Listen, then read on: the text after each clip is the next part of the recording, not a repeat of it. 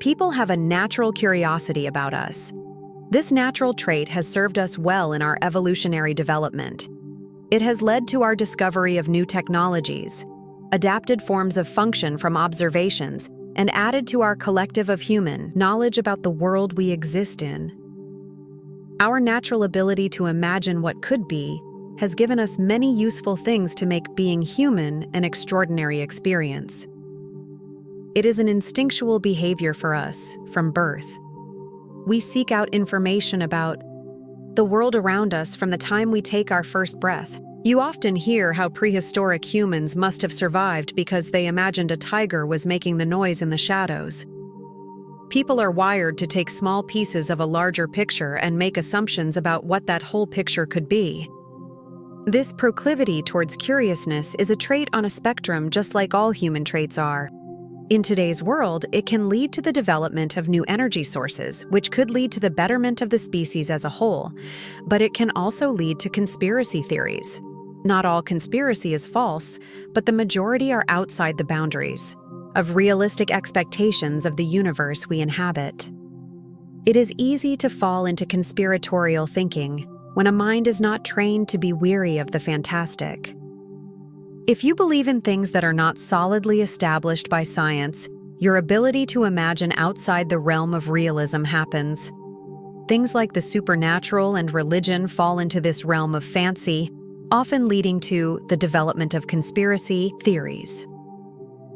I am not making a claim as to whether or not a God exists. I am saying the things we are taught to think about its potential existence are fanciful, not fact.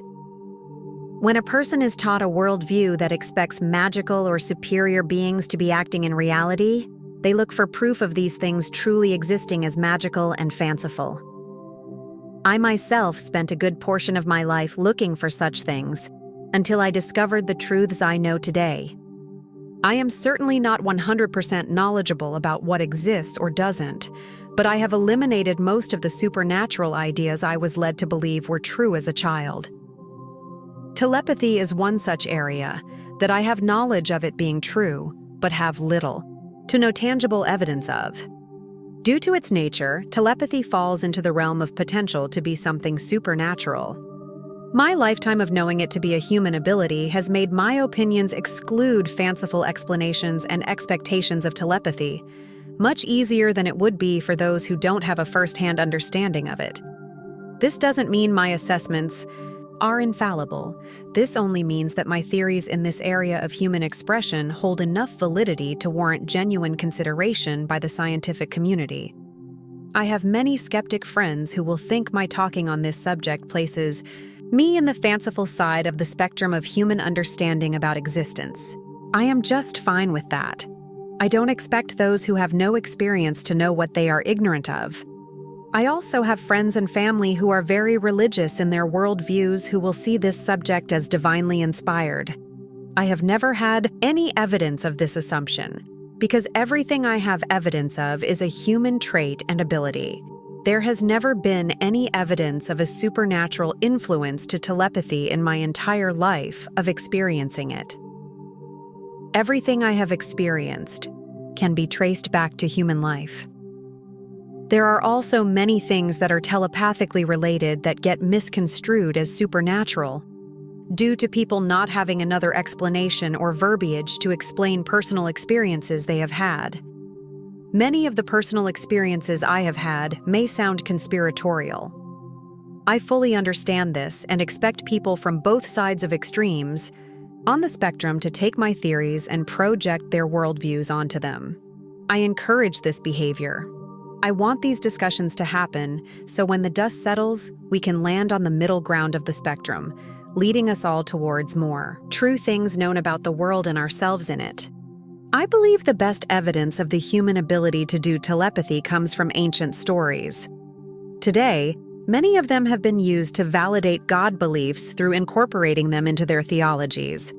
We get taught of saints and heroes who were fantastic people.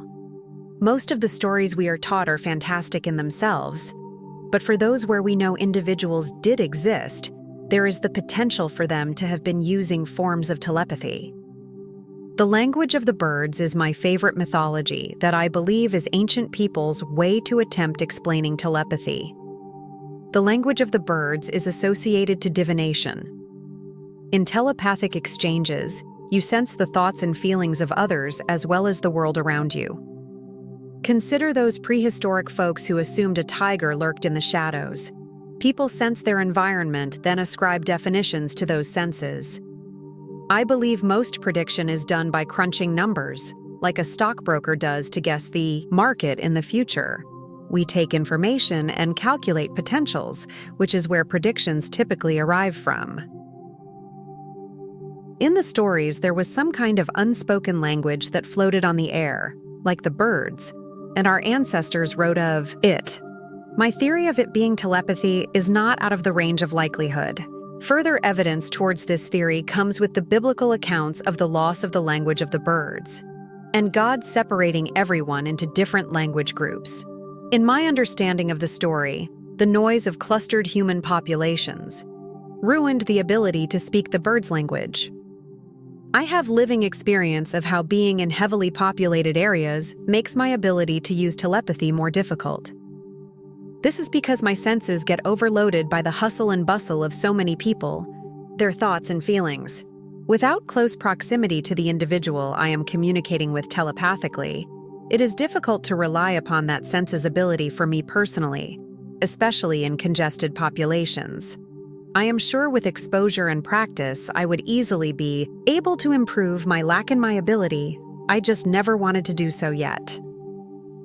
If we look at more simplistic examples of how this can express in today's world, you can think of times where a mother knew to check on a child away from the home, twins knowing another is hurt, or knowing the phone is about to ring and who it will be. Some of these things can be reduced to the predictive abilities of humanity, but not all.